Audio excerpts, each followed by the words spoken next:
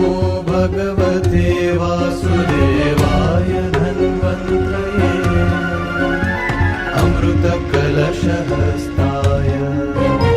सर्वामय विनाशनाय त्रैलोक्यनाथाय श्रीमहाविष्णवे नमः। नमो भगवते वासुदेवाय धन्वन्त्रये अमृतकलशहस्ताय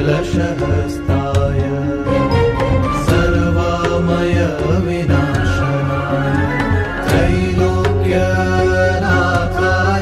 श्रीमहाविष्णवे नमः।